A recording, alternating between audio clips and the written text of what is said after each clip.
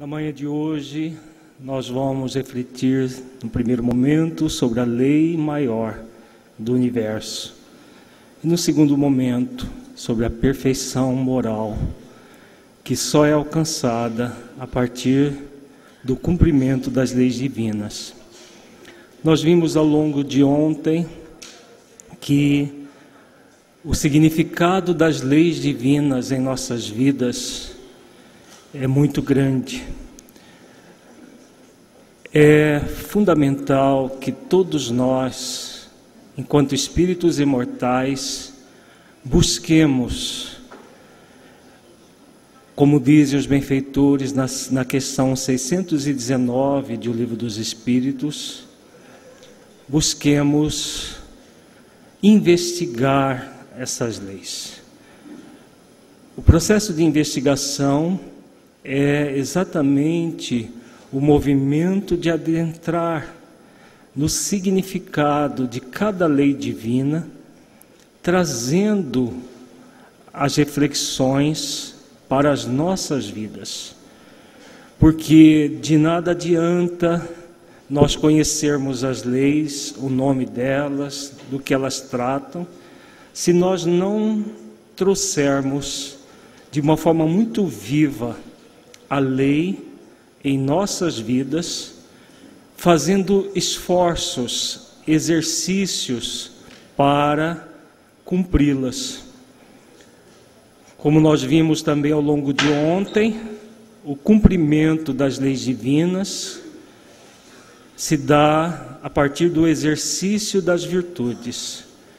A cada lei corresponde determinadas virtudes, uma ou mais, que nos fazem acessar plenamente a lei. Então, o convite da investigação é exatamente isso: saber como funciona e, a partir desse saber como funciona, como aplicar isso em nossas vidas, buscando o significado profundo das leis. Nós temos uma obra à disposição na livraria que exatamente trata disso, o significado das leis divinas em nossas vidas. É fundamental que a lei não fique apenas no papel, lá nas obras básicas ou em obras complementares, que elas sejam trazidas para dentro das nossas vidas. Então, ao longo de ontem, nós refletimos várias vezes, nós falamos da lei maior, que é a lei de amor, justiça e caridade. Essa lei que é uma lei em 3 dimensões, cujo objetivo é de fazer com que o espírito imortal se aproxime profundamente do seu Criador. Todas as demais leis, elas estão em sintonia com essa.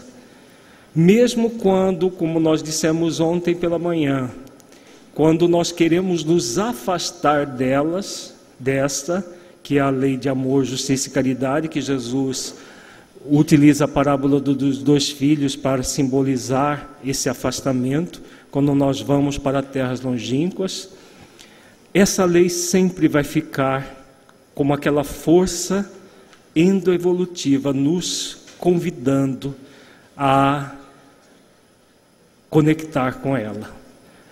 O nosso mentor Honório tem uma mensagem no livro Dias Felizes, que ele fala sobre o sentido existencial, as questões essenciais da vida, e ele compara a lei divina com a lei da gravidade no mundo físico. Nós temos a lei da gravidade, tudo na Terra, aqui na crosta, é atraída para o seu centro. Por isso que nós podemos locomover, nós podemos ter tudo aquilo que está à disposição aqui na Terra. Da mesma forma que existe essa lei de gravidade, nós também gravitamos para o centro das leis, que é a lei de amor, justiça e caridade. O próprio amor divino irradiando para todas as suas criaturas nos atrai constantemente. Mesmo quando nós, no estado de rebeldia, saímos para terras longínquas, cedo ou tarde nós vamos lembrar da abundância da casa do Pai, como Jesus coloca na parábola.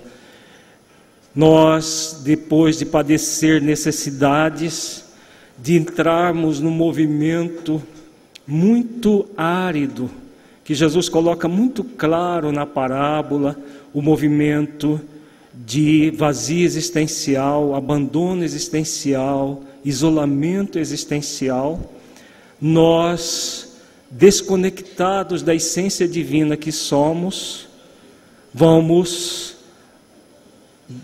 cedo ou tarde, ser atraídos novamente para a casa do Pai, para a conexão profunda com essa lei de amor, justiça e caridade que trabalharemos agora no primeiro momento da manhã. É essa lei que vai fazer com que nós nos sintamos pertencendo ao universo. Nós não fomos criados para o vazio, nós não fomos criados para a ausência de sentido, nós fomos criados para nos sentirmos pertencendo ao universo. E só se sente pertencendo ao universo aquele que está conectado com a abundância que existe na casa do Pai. Só se usufrui dessa abundância se nós estivermos conectados com a lei maior. Então, é o que nós vamos trabalhar a partir de agora, utilizando de algumas reflexões presentes no Livro dos Espíritos e no Evangelho de Jesus.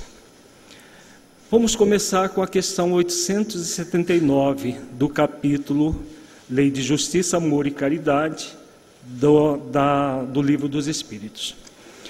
Qual seria o caráter do homem que praticasse a justiça em toda a sua pureza? Então a pergunta de Kardec é muito clara. Alguém que queira praticar a justiça com toda a sua pureza. Como seria essa pessoa? Como seria esse ser que, como nós vimos nas várias esquetes do Juventude Ativa,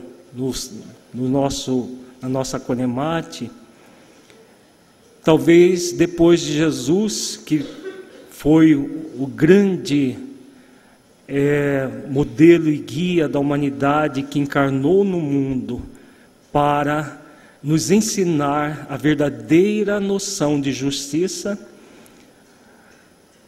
depois dele nós temos Francisco de Assis como um grande exemplo para nós, um pouco como de Joana de Ângeles, um pouco mais próximo de nós, com a característica ainda humana do ser que ainda comete erros e que, ao perceber o seu erro, aprende com ele e busca repará-lo. Francisco está mais próximo de nós, não que Jesus esteja distante, não é isso que a mentora está se referindo. Próximo em termos de evolução, porque Jesus está muito presente nas nossas vidas. Ele não está lá num trono longe de nós, distanciado da humanidade, como muitas vezes nós podemos pensar.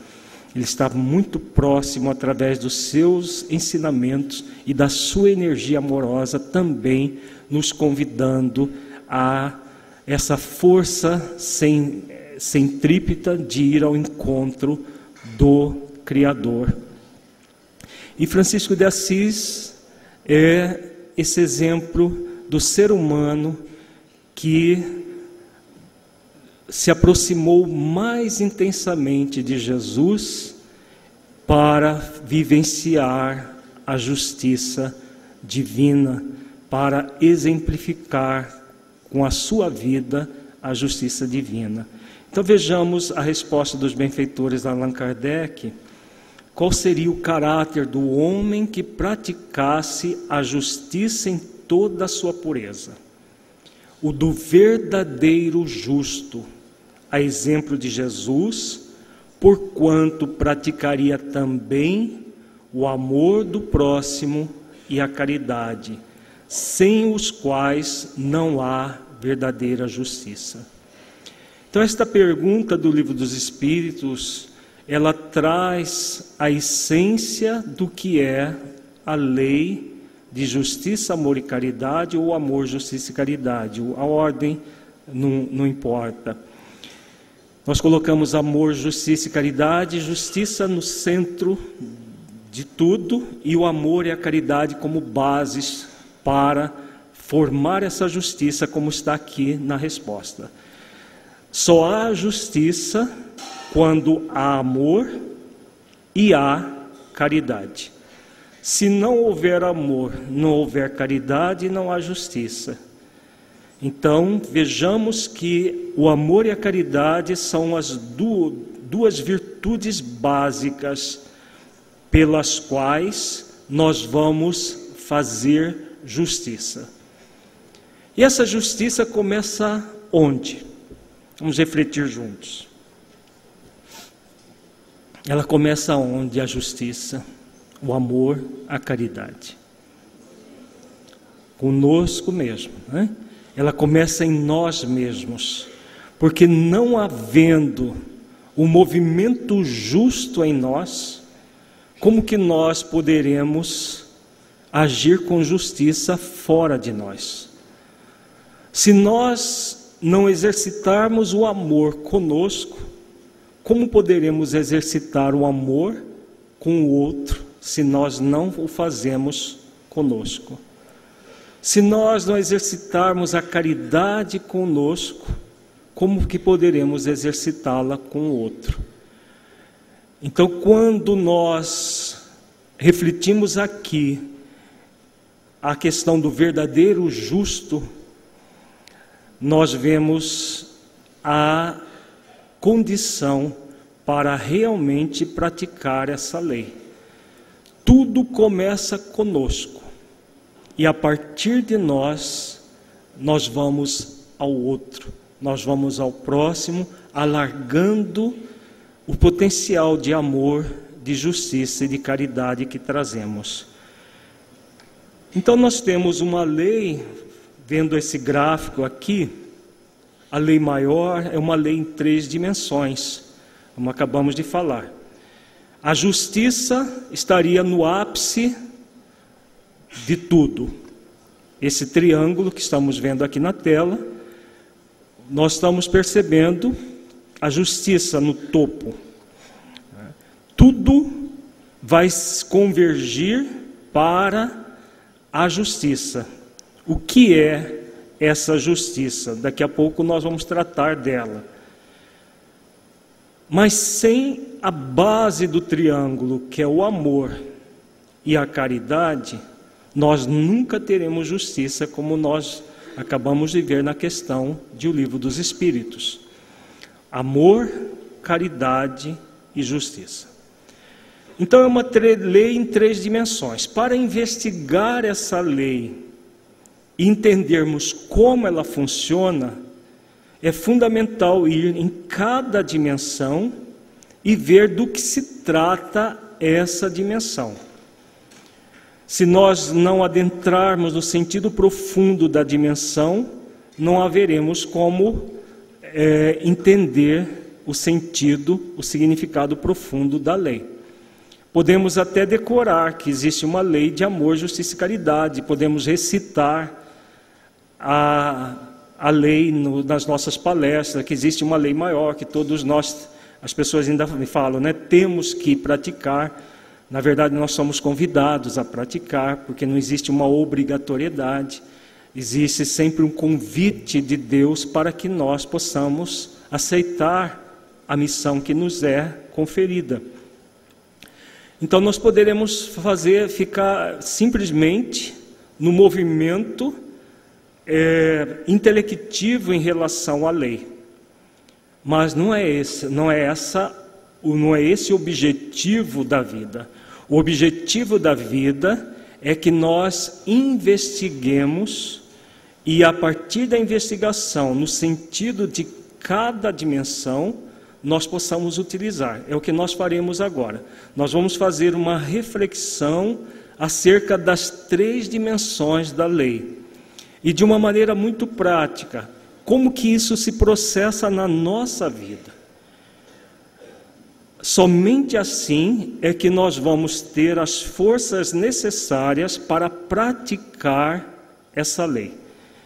Como nós já falamos, é a lei maior do universo.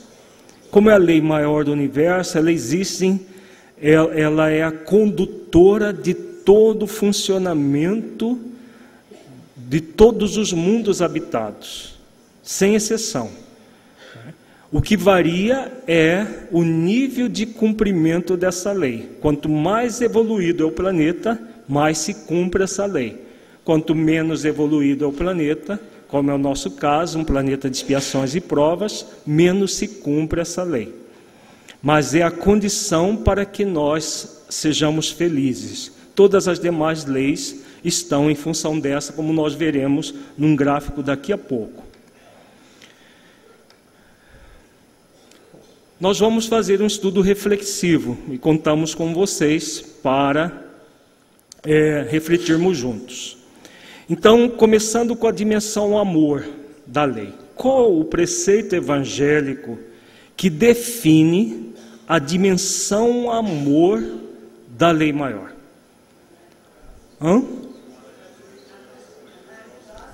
Amar o próximo como a ti mesmo é parte disso aí.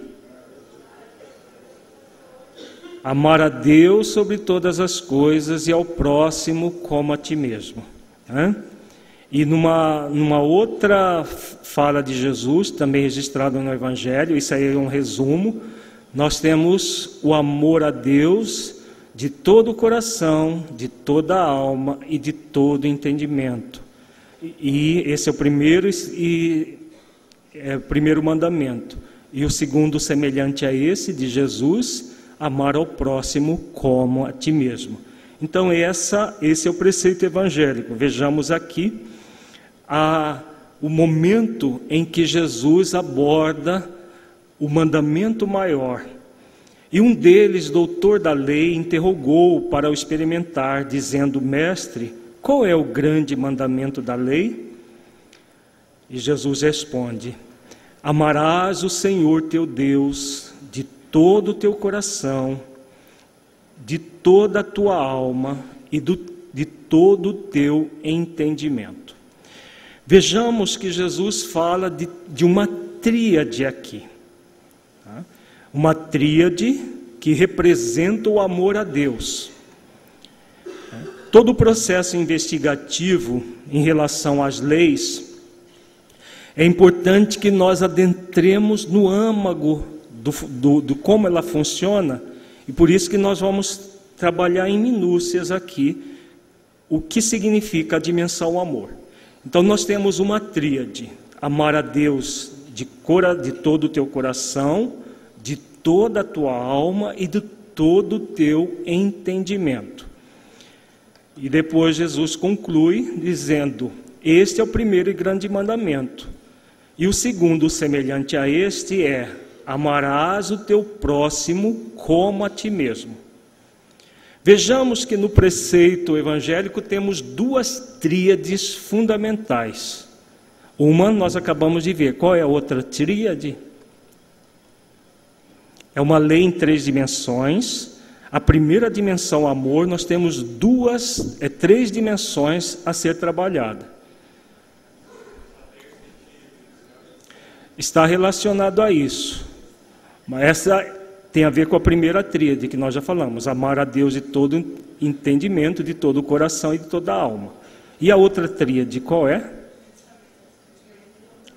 Não, isso aí é energia mental. Qual a tríade que Jesus está falando aqui? Deus, eu e o próximo. São 2 tríades.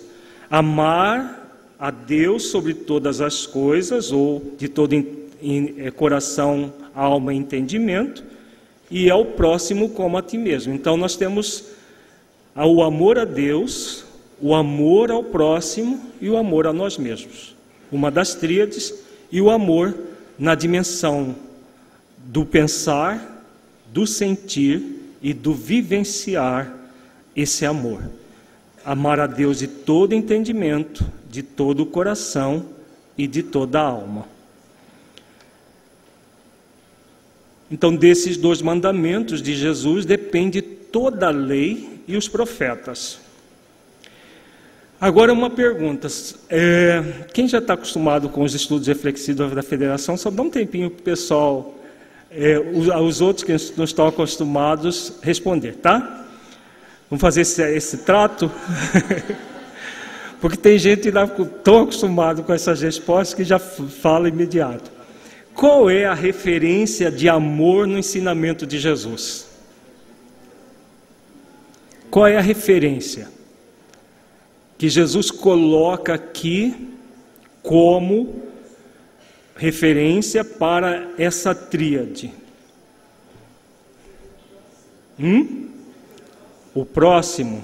Não. Não é o próximo a referência. Qual é a referência? O ti mesmo. Como a ti mesmo. A palavra como, ele demonstra exatamente a referência.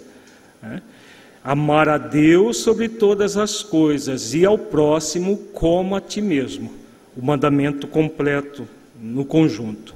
Então a grande referência é o como a si mesmo. O que é o amor a si mesmo? Como que nós chamamos hoje, modernamente, o amor a si mesmo? Autoamor. Não é amor próprio, como muitas pessoas dizem. Amor próprio é sinônimo de orgulho. Autoamor é o amor a si mesmo. Auto, esse prefixo auto, significa si mesmo. Então, o amor a si mesmo. Agora, o que é amar a si mesmo? É fácil falar em autoamor, não é? Agora, é fácil amar a si mesmo? Qual é a condição que nós somos convidados a exercitar para que nós possamos amar a nós mesmos?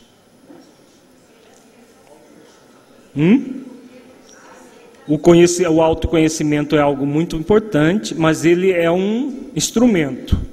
A condição, que é a pergunta, o que é esse amor a si mesmo? Aceitar as leis de Deus? Aceitar a si mesmo? A autoaceitação é uma virtude muito ligada ao autoamor, mas é uma outra virtude que se segue ao autoamor. Muito, muito importante. O conhecimento, o seu conhecimento da verdade, o autoconhecimento também é muito significativo e são instrumentos para alimentar tanto o autoamor quanto a autoaceitação. O acolhimento é uma consequência do autoamor. O autoperdão também é uma consequência do autoamor quando a pessoa se sente culpada. Aí ela é convidada a desenvolver o autoperdão.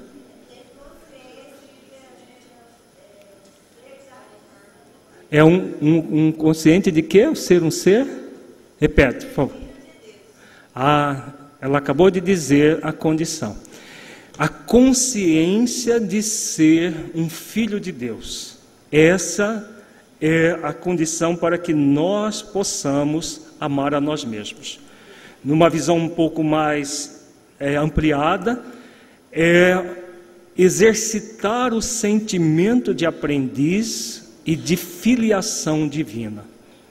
Somente fazendo o exercício para amar-se e sentir-se espírito imortal, filho de Deus e aprendiz da vida, é que nós vamos nos amar. Não é possível nos amar de outra forma. Quem eu sou? Filho de Deus. Nesse momento evolutivo, eu sou um aprendiz da vida. É Jesus que nos ensina isso. Aprendei comigo, que sou manso e humilde de coração, encontrareis descanso para a vossa alma, que o mestre nos convida. Então ele nos convida a sermos o quê?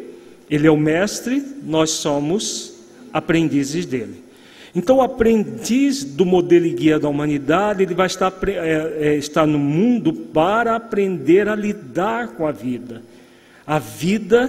que o próprio mestre nos ensinou, que eu vim para que tenhas vida, e vida em abundância.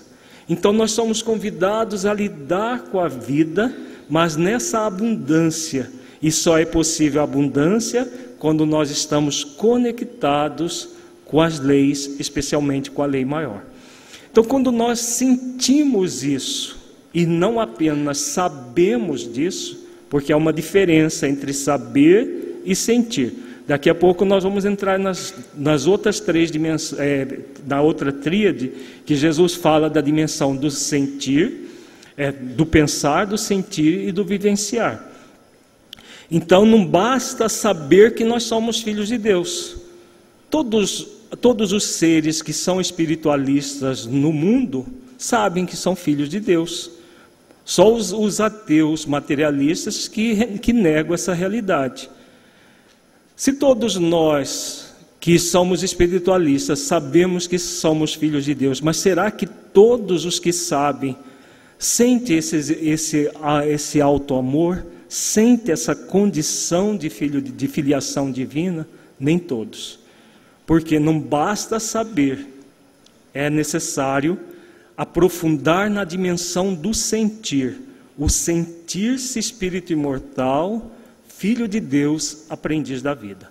Esse é o exercício maior das nossas vidas, porque muitas vezes nós invertemos por um processo psicológico de transferência para aquilo que é mais fácil, nós transferimos o exercício do amor a si mesmo para o amor a Deus e o amor ao próximo. A gente vê isso muito no movimento espírita. Foca-se o amor ao próximo, a caridade ao próximo, como se tudo fosse o próximo. E o amor a Deus num processo de adoração que é muito mais atavismo religioso do que propriamente adoração, conforme nós aprendemos com Jesus. Vejamos que se a referência é o amor a si mesmo, sem o exercício do auto-amor não haverá o exercício do amor ao próximo, muito menos o amor a Deus.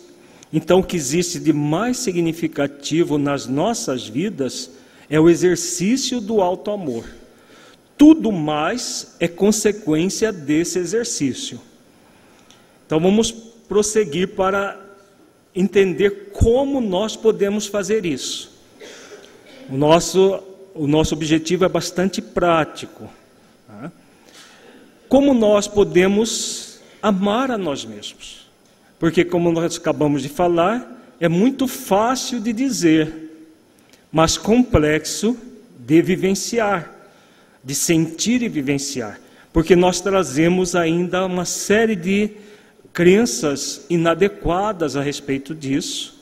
Nós ainda temos as nossas crenças religiosas e que aprendemos também em família, em situações sociais, que nos afasta desse auto-amor. Porque o movimento autopunitivo ainda é muito forte na nossa cultura. Nós ainda temos muitos obstáculos que criamos ao longo da nossa trajetória evolutiva ao exercício do auto-amor. Por isso que ainda é um exercício bastante desafiador. Então, como nós podemos fazer isso? Vamos ver. A chave do auto-amor está no amor a Deus de todo entendimento, de todo o coração e de toda a alma. Por que que nós estamos dizendo isso? A chave do auto-amor está no amor a Deus. E Jesus coloca essa tríade muito clara. é uma tríade composta de entendimento, de coração e de alma. Vamos entender primeiro a tríade. Entendimento passa pelo quê? Pelo saber, pelo conhecimento, pela investigação. Unindo a questão 719 do Livro dos Espíritos fala exatamente desse amor a Deus e todo entendimento. Porque se nós não investigarmos as leis, como que nós vamos entender as leis? O amor de todo o coração simboliza o quê? O sentir. É necessário sentir Deus. Somos convidados a sentir Deus no coração. Não basta entender Deus, é necessário senti-lo no coração. E de toda a alma, significa o quê? Vivenciar na nossa vida, no nosso dia a dia. Porque se nós sabemos e sentimos, mas não vivenciamos, algo está errado. Se nós só sabemos, nem sentimos, nem vivenciamos, fica o processo parcial. Jesus, como Espírito crístico, tudo que ele falava, tudo que ele falou e tudo que ele continua falando através dos Espíritos superiores, tem um sentido muito profundo e muito significativo. Então, adentrar em cada palavra do Mestre, a palavra que ele usou, esta e não aquela, é muito importante na investigação, na investigação do funcionamento das leis, no caso. Então, nós temos o amor no nível do conhecimento, do pensamento, de buscar o sentido, o significado das coisas. Depois, o amor no nível do sentimento, sentir aquilo que nós sabemos. E depois, o amor com toda a alma, o vivenciar, o praticar tudo aquilo nas nossas vidas. Agora vamos adiante. Então nós temos aqui a tríade, amar a Deus de todo entendimento, de todo o coração e de toda a alma. É uma tríade extremamente significativa, como nós acabamos de falar. Agora vamos adiante na reflexão. O que é o amor a Deus? Em que se baseia esse amor? E aí, gente, pergunta reflexiva para todos nós. Quem já sabe, dá um tempinho. O que é o amor a Deus?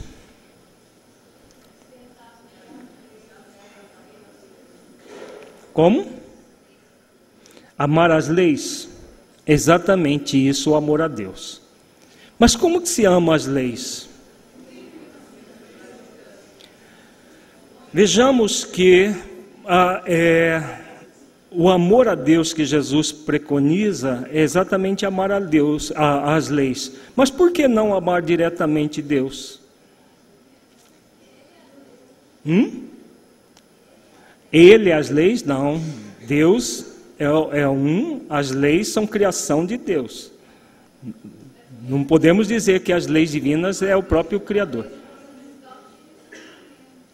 Sim, as leis divinas nos dão de direcionamento, mas a pergunta é, por que amar as leis e não a Deus? Vejamos que Jesus pede para que nós amemos a Deus de todo entendimento. Em vez de tentar adivinhar, vamos refletir juntos.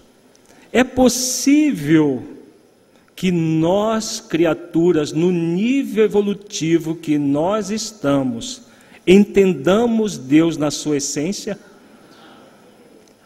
Não. O próprio Livro dos Espíritos diz isso. Vamos ver? Questões 10 e 11 do Livro dos Espíritos, no primeiro capítulo do Livro dos Espíritos. Na questão 10, Kardec pergunta: pode o homem compreender a natureza íntima de Deus? Então o homem somos nós nessa condição evolutiva que estamos. Podemos compreender Deus? Vejamos a resposta. Não, falta-lhe para isso sentido.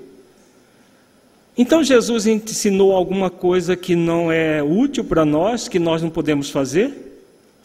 Ele falou que é para nós amarmos a Deus de todo entendimento. Como que você pode entender alguma coisa sem compreender essa coisa? Não é possível. Se não é possível nós compreendermos Deus, porque falta para nós o sentido. Onde está o sentido? Vamos ver, questão 11. Será dado um dia ao homem compreender o mistério da divindade? Resposta: quando não mais tiver o espírito obscurecido pela matéria. Quando pela sua perfeição se houver aproximado de Deus, ele o verá e compreenderá. Então vejamos, no nosso nível evolutivo nós não podemos compreender Deus ou entender Deus. Só vai acontecer isso no nosso futuro espiritual, quando nós formos espíritos purificados. Se isso só vai acontecer no nosso futuro espiritual, então Jesus ensinou algo que só seria possível no futuro? Um espírito crístico agiria assim, ensinando alguma coisa só para o nosso futuro? Senão, ele estaria negando o próprio convite dele, não concorda? Aprendei comigo que sou manso e humilde de coração. Então ele estava falando para nós.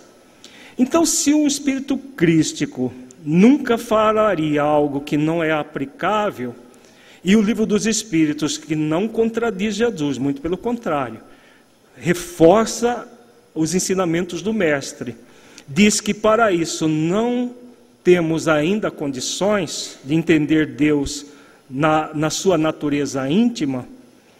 O que Jesus então está nos ensinando? Vamos ver? Como podemos amar algo que não compreendemos? É possível isso? Nós já vimos que não. A chave para entender essa questão está na pergunta 9 do Livro dos Espíritos. Vejamos. Se Jesus não ensinou nada que não seja aplicável, tudo que ele ensinou é perfeitamente utilizável na nossa vida hoje, aqui e agora.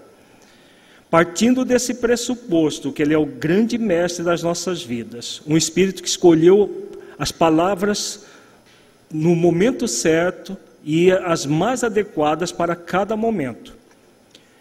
E ele diz que temos um convite nas nossas consciências que é amar a Deus de todo entendimento. O que é amar a Deus de todo entendimento? Vamos amar de que forma? Começando pelas virtudes? Não é bem pelas virtudes. Pelas leis. Mas o que são as leis? As leis são o quê? A presença de Deus em nós? É isso, mas o que elas são? Referindo a Deus, não a nós. É o caminho para a liberdade? Também. Mas o que elas são de Deus? São criação de Deus, são obras de Deus. Podemos dizer que as leis divinas é a maior obra de Deus? Não? Sim ou não? Sim. Por quê? Porque todo o universo é regido pelas leis. Se tudo que existe no universo é regido pelas leis, as leis são as maiores obras de Deus, é a própria lei divina, a maior obra. Porque nós acabamos de dizer que a lei de amor, justiça e caridade é a lei maior que rege todo o universo. Todas as demais leis estão em sintonia com essa. Então, como todas estão em sintonia com essa, quando Jesus ele fala de que nós somos convidados a amar a Deus de todo entendimento, de todo o coração e de toda a nossa alma, e o Livro dos Espíritos diz que nós não podemos ainda, no nível evolutivo que estamos, entender Deus na sua essência. A que Jesus estava se referindo então? as leis divinas. O amor a Deus no nível que nós estamos não é o amor transcendente que só vai acontecer quando nós formos espíritos crísticos.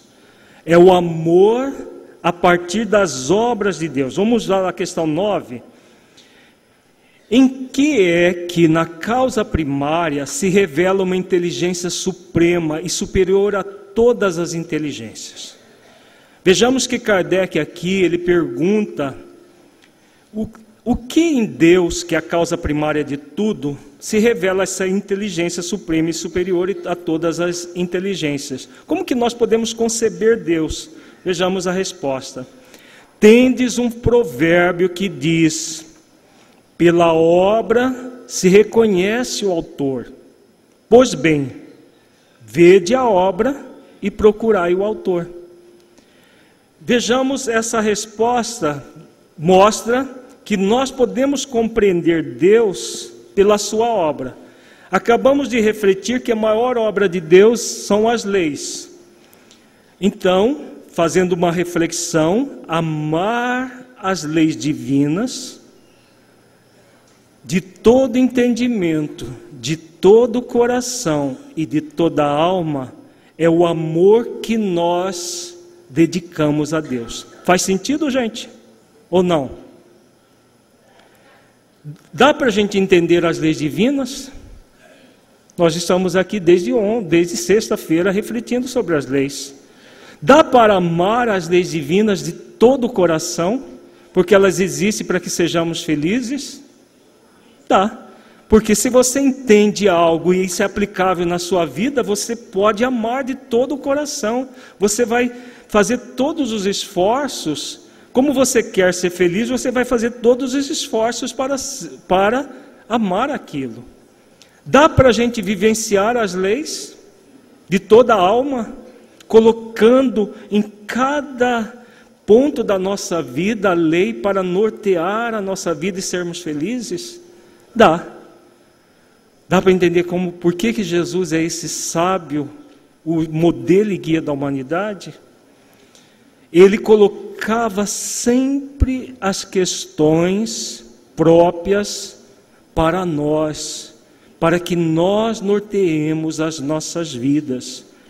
Então, amar a Deus está definido lá na questão 619 do Livro dos Espíritos.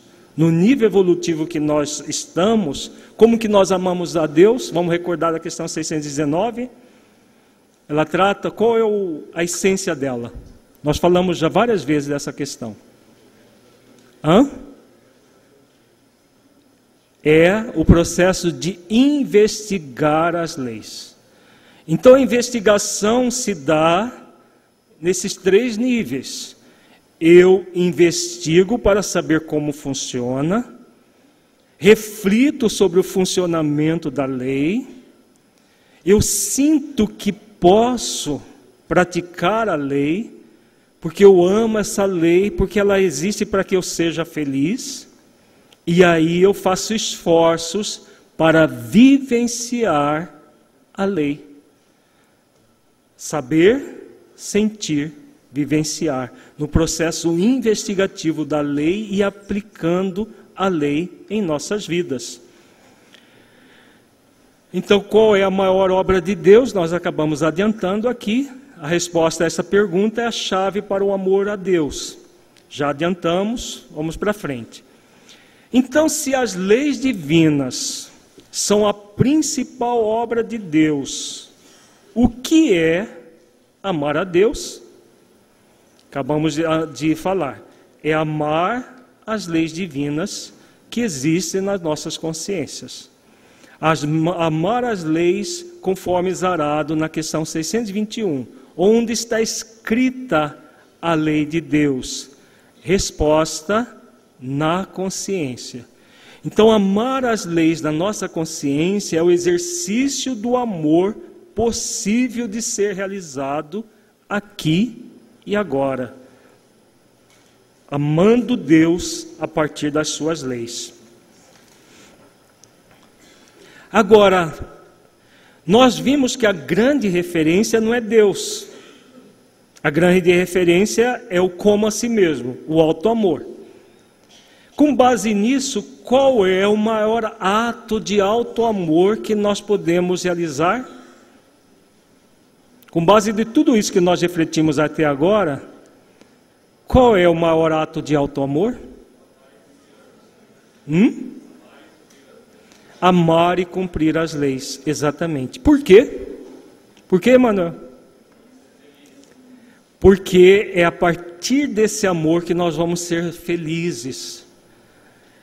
Amando e cumprindo as leis, nós fazemos o exercício para saber que somos filhos de Deus, aprendizes da vida, vamos sentir isso no âmago de nós mesmos, e aí teremos forças para vivenciar as leis na nossa vida, fazendo esse trabalho profundo de amar de todo entendimento, de todo o coração e de toda a alma. Então, o maior ato de auto-amor, temos aqui a resposta: amar as leis em nossas consciências, desenvolvendo as virtudes que acessam cada uma delas para poder cumpri-las. E isso é o sentido profundo do amor a Deus, de todo entendimento, de todo o coração e de toda a alma. Dá para entender o sentido disso no nível prático, gente? E a beleza disso, e a praticidade disso também? Vejamos, aquilo que parecia para nós um tanto nebuloso, que é o amor a Deus, fica muito prático, muito aplicável aqui agora. Aquilo que para nós é um pouco, para muita gente é um pouco nebuloso, que é o auto-amor, fica muito prático, muito aplicável no nosso dia a dia, porque o exercício do auto-amor é você adentrar nas leis divinas, investigar como elas funcionam, e a partir da investigação de como elas funcionam, você vai sentindo o amor por elas, porque elas existem para que você seja feliz. A partir do momento que você sabe como funciona, ama as leis, você vai naturalmente praticando no seu dia a dia. Então nós podemos dizer que agora, neste momento, neste auditório, nós estamos fazendo um exercício profundo de auto-amor? Sim, porque nós estamos desde sexta-feira aprendendo, refletindo, aqueles de nós que já sabíamos, mas estamos reforçando, e com a presença dos benfeitores espirituais sendo trabalhados em muitas questões nossas, estamos fazendo exercício de auto-amor. Então, auto-amor não é você ter uma estética invejável e achar-se a melhor das criaturas, como as pessoas dizem. Ah, precisa de auto-amor, de autoestima. Então, precisa ter o cabelo assim, precisa ter... Então, gordo, barrigudo e careca como eu, não tem jeito, né? Não tem autoestima que resista, auto-amor que resista. Se fosse assim, né? Só 1/10 da humanidade poderia ter auto-amor, né? Mas auto-amor é muito mais. Auto-amor é esse exercício. Quando você está refletindo sobre a lei, e você pratica a partir das suas reflexões, porque você sente o sentido dessa lei, você está exercitando o auto-amor, independente da sua condição, se você está velho, barrigudo, feio, bonito. Qualquer condição transitória é insignificante perto de tudo isso. Vamos adiante. Agora vamos refletir sobre a dimensão justiça. A dimensão justiça, o ápice do triângulo. Primeiro amor, justiça, caridade. Pergunta: do que trata a justiça? Do que trata a justiça divina? Direitos e deveres. Assim como a justiça humana, que é uma tentativa de copiar a justiça divina, trata de direitos e deveres.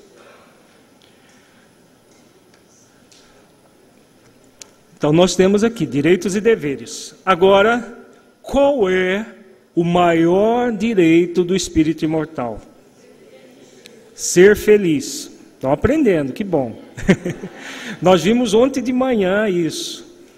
A pergunta 115 do Livro dos Espíritos, nós tratamos do direito, do maior direito do espírito.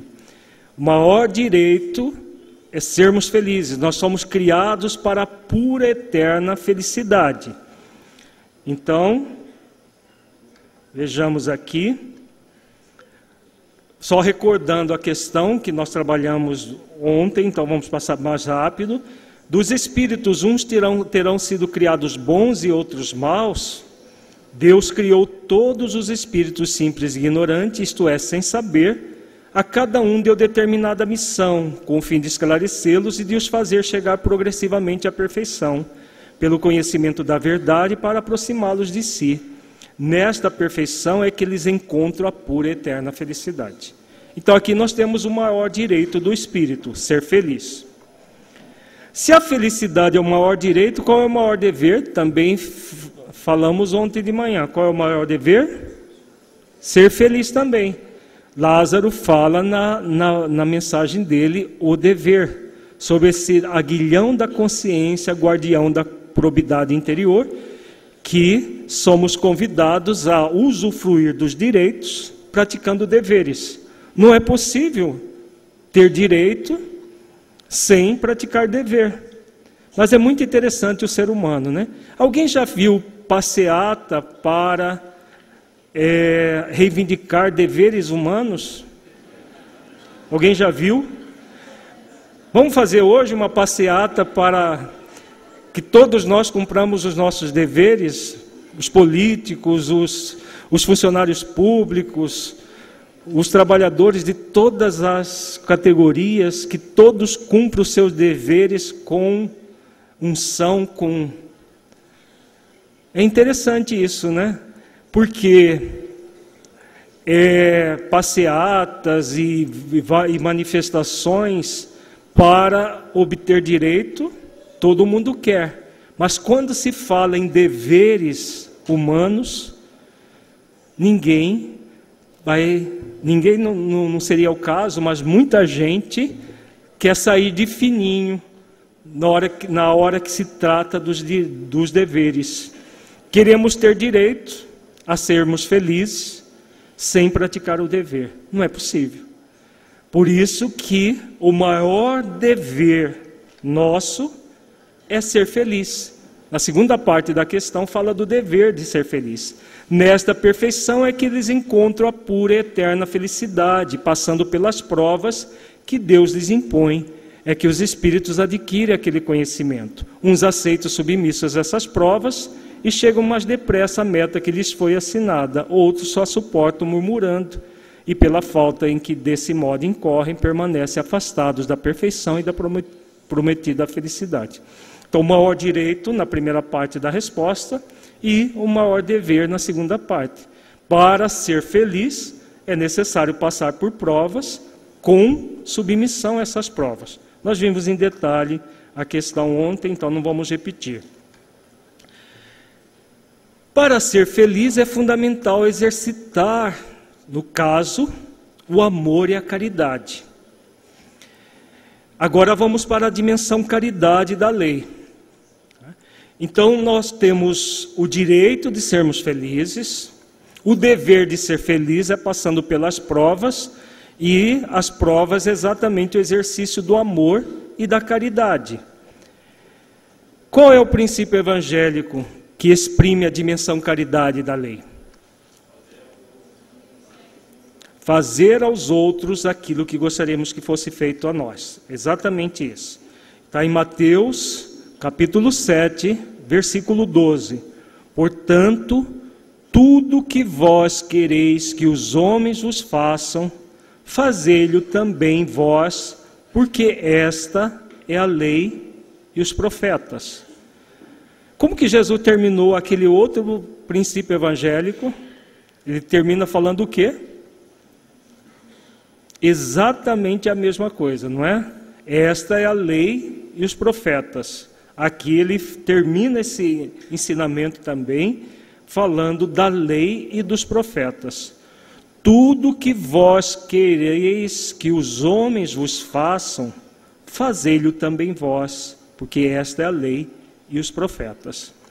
Então isso define a dimensão caridade da lei. Agora, caridade, como que funciona a caridade? A caridade é a gente ir para uma favela, onde tem gente muito pobre, e lá você distribui cestas básicas, você cata piolho das crianças, você faz curativo nas feridas. É isso que é caridade, porque sem isso você não se salva. É isso? Não, não é isso. Isso é beneficência. O lado, segundo os benfeitores e o Evangelho segundo o Espiritismo, um lado menor da caridade. É a caridade material. Não existe essa caridade material, beneficência, sem a outra, mais significativa. E a definição da caridade verdadeiramente está aqui na questão 886 do Livro dos Espíritos. Qual o verdadeiro sentido da palavra caridade, como a entendia Jesus? Vejamos que a pergunta de Kardec já dá a base da resposta. Por quê? Qual o verdadeiro sentido da palavra caridade significa que existe um falso sentido da caridade desde aquela época, não existia? Como que se entendia caridade no século XIX? E de uma certa forma até hoje, apesar de todos os ensinamentos. A caridade como esmola. Né? Faz uma caridade pelo amor de Deus. Os mendigos sabem de tudo isso, né? Cadê o leão, que é o mendigo profissional, né? O mendigo profissional, ele sabe que se pedir em nome de a caridade pelo amor de Deus, ele vai receber uma esmola qualquer do outro. Então entendia-se caridade como esmola no século XIX. E de uma certa forma, até hoje, nós, no movimento espírita, entendemos caridade como esmola. Não falamos esse termo, porque virou palavrão, né? No movimento espírita não fala assim de esmola de jeito nenhum, não. Nós não damos esmola. Nós damos cestas básicas para os carentes, nós fazemos isso, fazemos aquilo. Porque a palavra virou um palavrão. Mas o ato assistencialista nada mais é do que a esmola. Se nós ficarmos apenas dando coisas aos outros, nós não adentraremos no verdadeiro sentido da caridade como entendia Jesus. E quem é o nosso mestre? Jesus. Se nós não fazemos a caridade como entendia Jesus, nós vamos fazer a caridade segundo Alírio, segundo fulano de tal, segundo Beltrano, mas não como entendia Jesus. É o que acontece no movimento espírita, as pessoas acham que é assim e fazem assim, até hoje no século XXI. Cadê a Silvia? O ápice da federação vive trabalhando essa questão. Já quantos séculos? Não chega a ser século, mas tem algumas décadas já, né? Pelo menos uns 30 anos nossa federação vem trabalhando esse conceito de que caridade não é assistencialismo. Pelo menos 30 anos, ainda da época de Dona Arminda. Dona Arminda já está quase chegando na dimensão espiritual e os conceitos que ela ensinava lá na década de 80 ainda muitos não assimilamos. Né? Por quê? Porque é mais fácil essa dimensão de caridade falseada do que a verdadeira. Vamos ver como funciona a verdadeira? Está aqui, ó. Benevolência para com todos, indulgência para as imperfeições dos outros, perdão das ofensas. Onde que está a cesta básica aqui? Onde que está a sopa aqui? Onde que está catapiolho de criança aqui? Não tem. Significa que é errado dar cesta básica, é errado catar piolho, é errado? Não, não é. É algo que atende uma necessidade transitória de alguém. Não é errado. O problema é achar que isso que é a caridade que salva, que Kardec fala no Fora da Caridade não Salvação. Então a dimensão caridade da lei maior é isso aqui, ó. Benevolência para com todos. Benevolência é a virtude que faz com que você haja sempre buscando o bem. Vejamos que os benfeitores usam termos todos. Por que eles usaram todos? Começa em nós. Se você não age com benevolência para com você mesmo, como que você vai ser benevolente para com o outro? Mas nós já vimos, nesses quase 40 anos de movimento espírita, muita gente no assistencialismo com raiva do que estavam fazendo, tratando mal pessoas no próprio trabalho, entre aspas, do bem que estavam fazendo. Passando com pito nas pessoas na frente de todo mundo. Já vimos muitas coisas nessa área. Cadê a benevolência ali?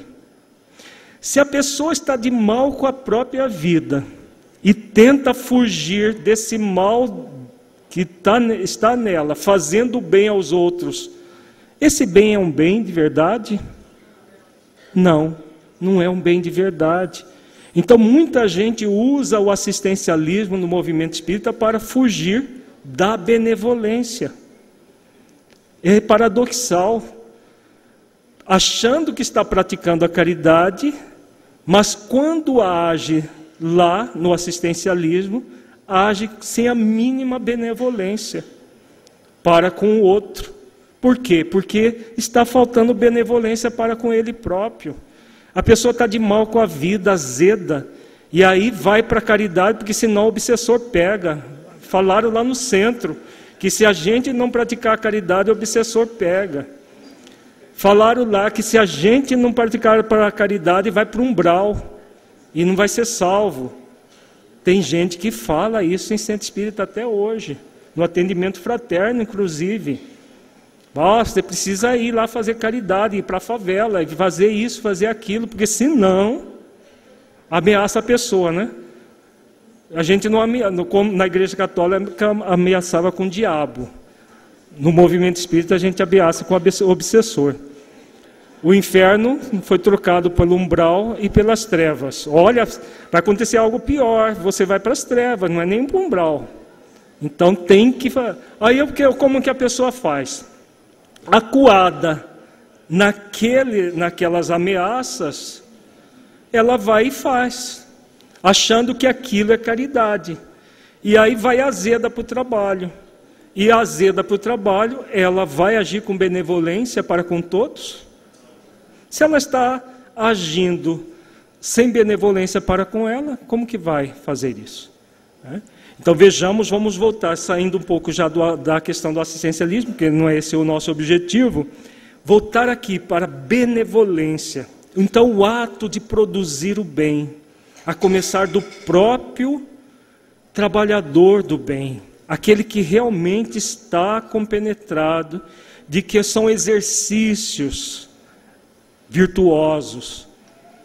Eu posso estar irritado com qualquer questão, mas o exercício da benevolência vai me convidar a pacificar o meu coração, a pacificar a minha intimidade, para que eu, pacificado com a benevolência, possa agir com benevolência para com o próximo.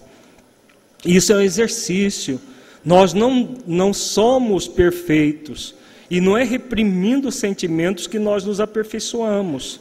Nós nos aperfeiçoamos tomando contato com a viciação que trazemos e fazendo exercício de benevolência, trabalhando em nós, a partir da benevolência, dessa virtude que nos impulsiona ao bem, trabalhando o bem de nós mesmos. Essa é a dimensão caridade, a base da dimensão caridade da lei. Fazer esforços para nos tornarmos pessoas melhores. A partir desses esforços que nós fazemos para nos tornar pessoas melhores, nós vamos adentrar nesse outra virtude que os benfeitores colocam aqui, indulgência. Indulgência para as imperfeições dos outros. Indulgência é você ser condescendente, você entender que o outro é uma pessoa que traz limitações, mas que não é uma pessoa limitada. Só vamos fazer isso ao outro se fizermos primeiro com quem? Conosco. Os benfeitores não colocaram com todos, porque o todo já está, se repetir fica até antiestético. Ele foi colocar a imperfeição dos outros, mas só é possível os outros se você fizer com você. Se você for duro, rígido com você, você vai também ser assim com os outros. Não é possível ser doce para com os outros e rígido e duro e se tratar mal. Então nós vamos ser convidados a sermos doces, indulgentes com as imperfeições nossas e dos outros, sabendo que as nossas nós podemos mudar e as dos outros não. A diferença é essa. A indulgência para com os outros leva a que nos convida a aceitarmos o outro como ele é e como ele está. Ele é um filho de Deus, aprendiz da vida como nós somos, como ele está, com as suas limitações e com as suas qualidades. E aí termina aí o processo da indulgência para com o outro. A indulgência para conosco vai nos convidar a uma outra virtude para conosco, para que nós possamos trabalhar. A indulgência está intimamente ligada à compaixão, que é o sentimento que nós vamos tratar daqui a pouco, quando fizermos um resumo de todas as nossas reflexões aqui. Então nós somos convidados a observar as nossas imperfeições, não nos julgarmos e nos condenarmos por elas, e trabalharmos em função de gradualmente superá-las. Isso que é indulgência para conosco. Não é passar a mão na nossa cabeça. Eu sou realmente uma pessoa muito cheia de defeitos, mas é assim mesmo, todo mundo é assim mesmo. Isso não é indulgência, nem conosco, nem com os outros. Isso é conivência. Não vamos confundir virtudes com aquilo que aparenta virtudes. E por último aqui, perdão das ofensas. Só precisa perdoar quem se ofendeu. O que está implícito aqui na resposta? Que nós temos imperfeições a serem trabalhadas. Não é? Não está implícito? Quem é que se ofende? Jesus se ofendeu alguma vez? Não. Só espíritos imperfeitos se ofendem. É o nosso caso. Quando ele não era espírito crístico, né? Com certeza. Então nós estamos ainda com muitas imperfeições. Uma das imperfeições é o ressentimento, a mágoa. Nós ficamos ofendidos com o que os outros fazem, com o que os outros falam. Agora, nem por isso que nós vamos ficar ruminando essas imperfeições. É o convite da verdadeira caridade. É o trabalhar aquilo que no livro A Sublime Oração de Francisco de Assis, nós colocamos no capítulo onde houver ofensa, que eu leve o perdão. Trabalhar o nosso ofensor interno. O ofensor, porque muitas vezes a ofensa já passou. Tem gente que cultua ofensas 20, 30, 40 anos e produz até cânceres no corpo, doenças imunológicas graves, de tanto bombardear o seu corpo com energias de ressentimento e de mágoa. Nós somos convidados a pacificar o nosso ofensor interno, que é fruto do orgulho, do egoísmo que trazemos. Está tudo implícito aqui no perdão das ofensas, porque só aquele que ainda cultua esse amor próprio exacerbado, o orgulho, que vai produzir a mágoa, o ressentimento, que é convidado a perdoar. Quem já não cultua isso não precisa perdoar, porque não se sente ofendido. Então é o nosso ofensor interno que somos convidados a trabalhar. Vejamos que tudo isso é a dimensão caridade. E resumida por aquele preceito evangélico: fazer aos outros aquilo que gostaria que fosse feito a si. É simples de falar, mas muito trabalhoso de exercitar. Mas é plenamente possível. Quando nós fazemos um exercício nessa direção, qual é o resultado que nós obtemos? A felicidade. A felicidade não vai ser aquela felicidade plena do futuro, mas a felicidade possível aqui e agora. Cada exercício de superação que nós fazemos, nós nos sentimos felizes por essa superação. Vamos só concluir aqui com a fala de Kardec, que é um comentário. O amor e a caridade são um complemento da lei de justiça, pois amar ao próximo é fazer-lhe todo o bem que nos seja possível e que desejáramos nos fosse feito. Tal o sentido dessas palavras de Jesus: amai-vos uns aos outros como irmãos. Então é o exercício que somos convidados, o exercício do alto amor, o exercício do amor ao próximo. O exercício do alto amor é o exercício do amor às leis divinas na nossa consciência. E esse exercício de amar as leis de todo entendimento, de todo o coração e de toda a alma, em conjunto, forma a prática da lei de justiça, amor e caridade. Para concluir a nossa exposição, vamos fazer um resumo didático de tudo aquilo que nós vimos na Conemate desde sexta-feira. Na verdade, o Alberto vai trabalhar daqui a pouco a perfeição moral, que é o resultado de tudo isso. O resultado de nós cumprirmos as leis divinas é essa perfeição moral, que vai acontecendo paulatinamente. Nós estamos vendo aqui no gráfico, está passando ali? Tá, né? A lei maior.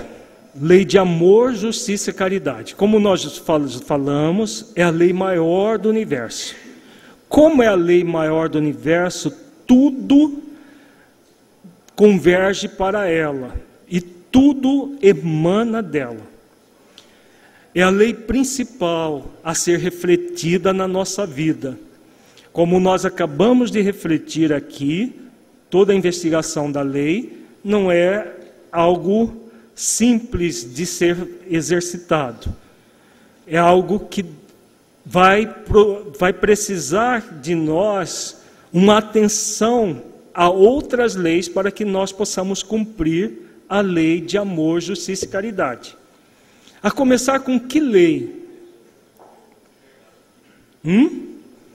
Lei de liberdade. Por quê? É a lei de liberdade. Quem falou? Por quê, Emanuel?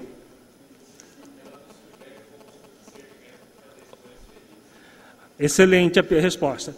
A lei de liberdade nos convida a exercitar a virtude do discernimento para fazer escolhas felizes. E só é possível fazer escolhas felizes de que forma? Em plena conexão com a lei de amor, justiça e caridade. Qualquer escolha que nós façamos que não esteja em sintonia com a lei de amor, justiça e caridade, nós poderemos, mas não nos convém. Então vejamos aqui no esquema. Antes de falar da lei de liberdade, temos a irmã gêmea da lei de amor, justiça e caridade. Que lei é essa? Lei de misericórdia. Tem uma passagem evangélica belíssima que Jesus fala da lei de misericórdia. Jesus diz que Deus ama todos, justos e injustos.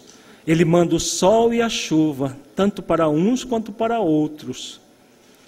Então, se Deus ama todos igualmente, é porque existe uma lei, a lei de misericórdia.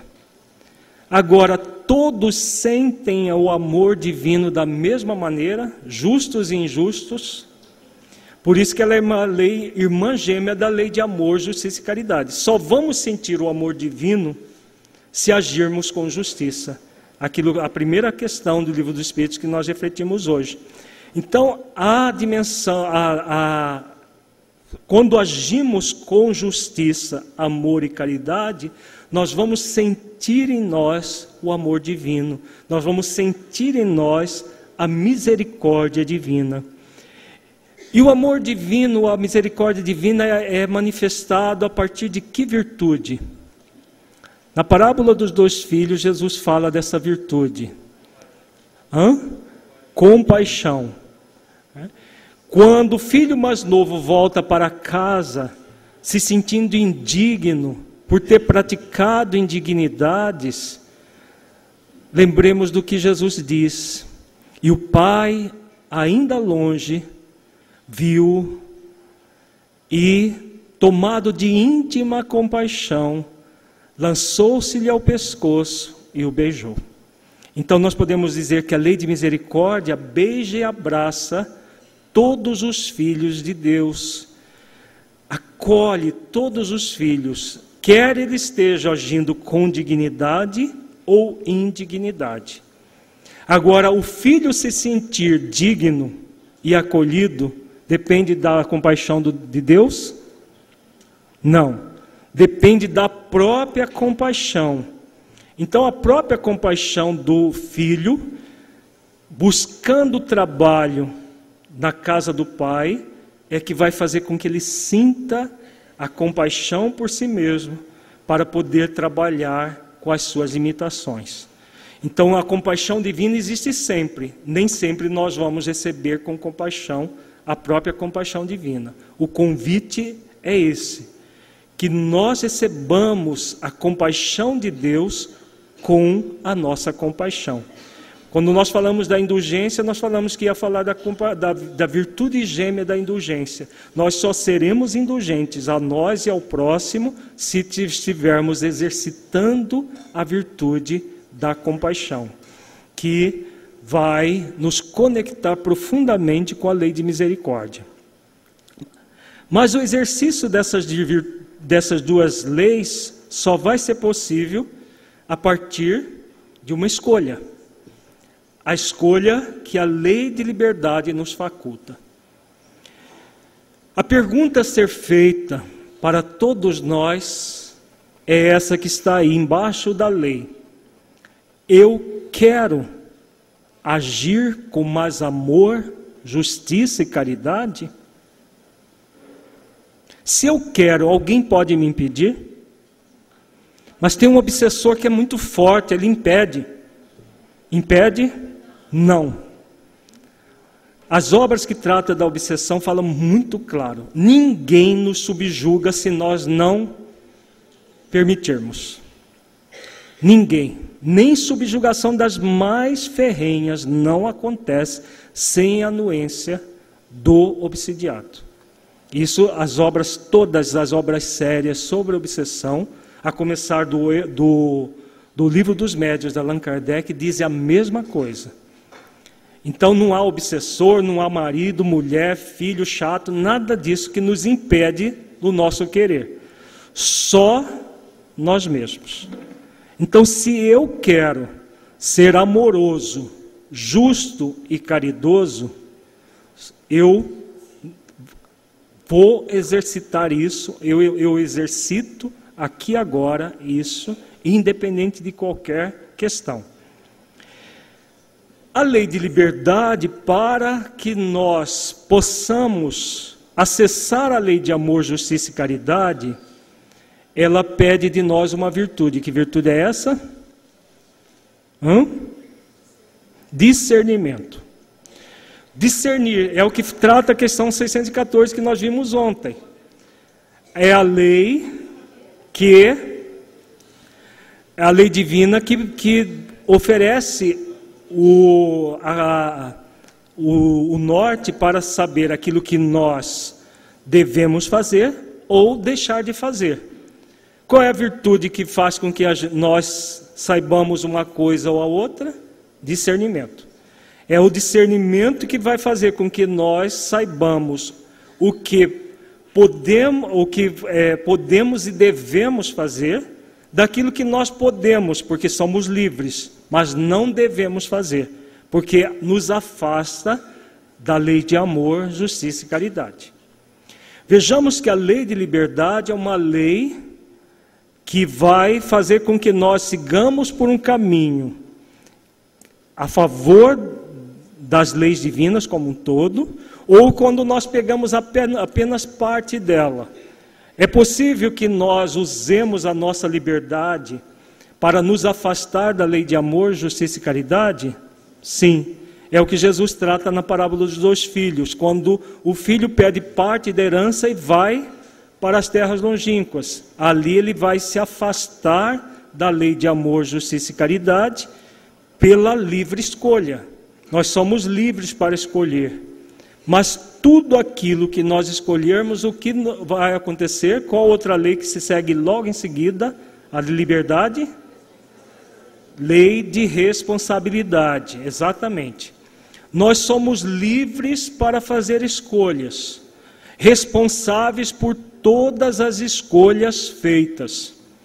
Se as nossas escolhas são contrárias à lei de amor, justiça e caridade, somos responsáveis por isso? E logo, a partir da lei de responsabilidade, qual outra lei que se segue? Causa e efeito. Vejamos, na prática, como funciona. Se eu faço uma escolha que me afasta do alto amor, que me afasta das leis na minha consciência, eu estou praticando um ato de autodesamor. Esse autodesamor pode afetar o meu próximo? Pode, porque o desamor não vai ficar só comigo. Eu vou agir com o outro como eu estou agindo comigo. Se eu faço isso, ajo com desamor, com injustiça e descaridade comigo e com o próximo, quais são as consequências disso? Como que se chama a consequência final disso tudo? Infelicidade. Antes da infelicidade vem o Senhor, sofrimento. Vem a dor, e não satisfeitos com a dor, a gente arranja o marido para ela, que é o Senhor sofrimento. E ficamos lá, com causalzinho. Só que o Senhor sofrimento é bígamo, vocês sabiam? Eles têm 2 esposas. Uma é a dor e a outra? Não, a revolta é a madrinha do casamento. Qual é a outra esposa do Senhor sofrimento? A dona infelicidade. Então, a dona infelicidade é a amante dele, né? E a oficial é a dor. Então, nós temos o Senhor sofrimento, a dona dor e a dona infelicidade como uma tríade que a pessoa cultua quando age com desamor, injustiça e descaridade, usando a lei de liberdade. Temos liberdade de escolha, mas não nos convém. Por um processo de insubmissão, como nós vimos na questão 115, a revolta faz esse casamento acontecer. Agora, o grande objetivo da vida é agir com amor, com justiça e caridade. Qual a lei que nós somos convidados a acessar para, a partir da liberdade, seguir por esse caminho? Alguém lembra? Perdão? Permissão, exatamente. Vamos ver. Antes da permissão, vamos trabalhar 2 leis que estão subjacentes. Para acessar com liberdade a lei de amor, justiça e caridade, nós somos convidados a acessar a lei do progresso. É a partir da lei do progresso que surge uma força, nós falamos isso ontem. Que força é essa? Endoevolutiva. A força endoevolutiva nos convida a evoluir o tempo todo. a agir com amor, justiça e caridade o tempo todo. E nós agimos? Nem sempre. Para coadjuvar a força endoevolutiva, nós somos convidados a exercitar qual outra força? A autoevolutiva. Tem a ver com qual lei? Não, do trabalho. A do progresso é a força endoevolutiva. Do trabalho é a autoevolutiva. Sem a nossa força de vontade, sem o nosso esforço, a força endoevolutiva não vai evoluir por nós. Como que a lei do progresso vai evoluir por nós? Aí nós evoluiríamos por automatismo. Nós evoluímos pelo trabalho efetivo para desenvolver as virtudes cumprindo as leis. Então nós só poderemos acessar a lei de amor, justiça e caridade com liberdade, discernimento, muito trabalho interior para cumprir essas leis. Para cumprir essa lei, e a lei do progresso, lei do trabalho, força endoevolutiva e força autoevolutiva são as que vão nortear todo o processo. Agora, a lei de liberdade não vai acontecer se não houver a lei que a Solange falou. A lei de permissão que vai culminar com a lei do mérito. Por que vale a pena agir com amor, justiça e caridade? Porque nós merecemos ser felizes. Lei do mérito, eu mereço ser feliz. Só que a felicidade, como nós vimos, é uma conquista. Se é uma conquista, só vai acontecer a partir de duas outras leis. A lei de permissão e a lei do dever. Só posso usufruir do direito de ser feliz se eu praticar o dever. E só posso praticar o dever se eu me permito. Me permito o quê? Exatamente a felicidade. Aqui nessa questão, já quase estamos passando já do tempo aqui, a lei de permissão é a lei que faz com que você se liberte dos atavismos ligados ao castigo divino. É muito forte ainda na nossa cultura esse atavismo. Está sendo lançado na editora Espiritizar a presença amorosa de Jesus em nossas vidas. Esse esquema tem no livro e toda a descrição que nós fizemos das leis, o funcionamento delas dentro desse exercício didático está nesse livro, que está sendo lançado agora, deve ser até final de... Cadê Marcela? Acho que até final de agosto deve sair já à disposição. A lei de permissão vai fazer com que nós nos libertemos dessa visão medieval de que Deus castiga e de que quando nós erramos nós vamos ser profundamente infelizes para sempre. Não existe isso. Quando nós agimos de forma equivocada, nós somos convidados a acessar a lei de permissão a partir de 3 virtudes. Quais são as 3 virtudes? Nós já falamos muito sobre ela, ainda hoje.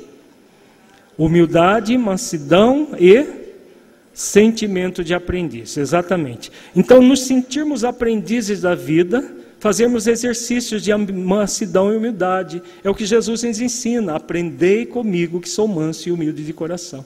A partir do momento que nós fazemos esses exercícios, nós vamos praticando gradualmente a lei de amor, justiça e caridade, de uma forma natural, sem pressões, sem um movimento coercivo de querer nos obrigar a um processo, porque não é assim. É feito sempre com liberdade, com responsabilidade e com discernimento. Quando nós nos propomos a esse exercício, tudo mais vai ficando sereno nas nossas vidas, o sentimento de pertencimento vai acontecendo e o resultado é a felicidade.